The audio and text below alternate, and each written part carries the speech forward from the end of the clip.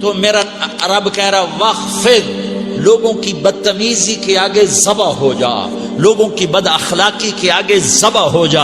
یہ مت کہہ کہ میں کتنا صبر کرتا، میں کتنا حوصلہ کرتا، میں کتنا چپ رہتا، میں بھی تو انسان ہوں، میرے اندر بھی تو دل ہے. وخفض، اپنے پر پھیلا کے ان کی ہر بدتمیزی کو سہتا جا، ان کی ہر بد اخلاقی کو سہتا جا، ان کی ہر دل آزاری کو سہتا جا، سہتا جا. بس یہی تیرا کام ہے. قربان جاؤں. اتنے عالی اخلاق کے باوجود اللہ اتنی تاکید کے ساتھ حکم سناتا ہے کہ اپنے پر پھیلا دے، زخمی پرندے کی طرح ذبح ہونے کے لیے تیار ہو جا. ان کی ہر بدتمیزی کے آگے آہ نہ کر لبوں کو سی، عشق ہے دل لگی نہیں، سینے پہ تیر کھائے جا، آگے قدم بڑھائے جا، یعنی زبان حال سے کہہ دے کہ ہاں ستائے جا.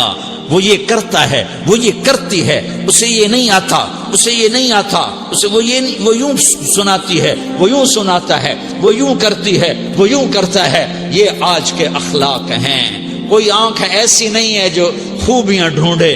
جس آنکھ کو دیکھو اس میں دوربینیں فٹ ہیں عیب پکڑنے کے لیے.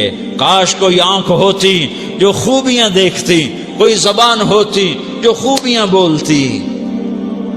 ہائے ہائے، اللہ درجے بلند کرے. سعید احمد خان رحمت اللہ علیہ، مولانا سعید احمد خان، ایک شخص میری زندگی میں آیا.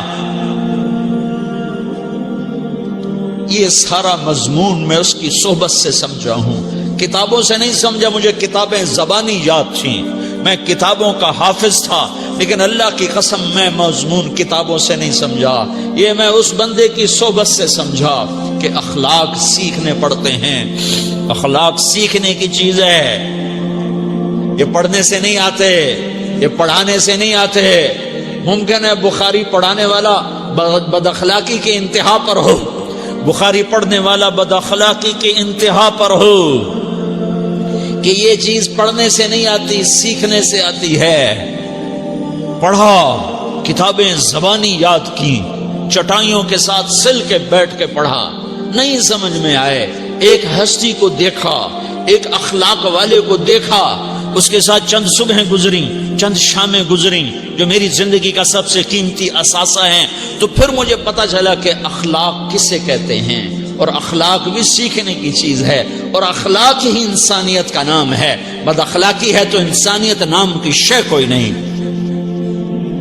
میرے رب کو زیادہ تسبیحات کی ضرورت نہیں ہے، یوں ممبر پہ بیٹھ کے لمبی تقریروں کی میرے رب کو زیادہ ضرورت نہیں ہے. بچھ جاؤ، پٹ جاؤ، مٹ جاؤ، لٹ جاؤ، اور اللہ کے دربار میں اونچا مقام پالو.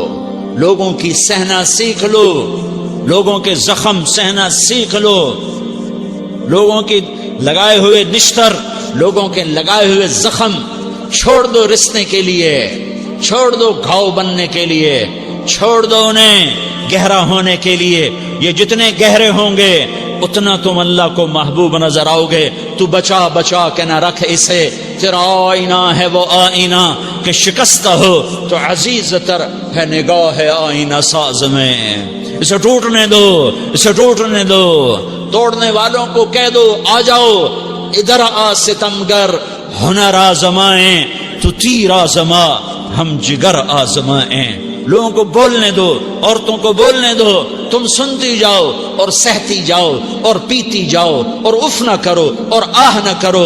تم وقت کی رابعہ بصری ہوگی، تم وقت کے جنید بغدادی ہوگے. بڑے بڑے مجاہدوں والے اور بڑے بڑے بڑے بڑے عبادات والے، بڑے بڑے عبادات کے قطب مینار، اللہ کی قسم تمہاری گرد نہیں چھو سکتے، تمہاری گرد کو نہیں پا سکتے. تمہیں پہنچنا تو کہاں ہے، تمہاری گرد کو بھی نہیں پہنچ سکتے ہیں.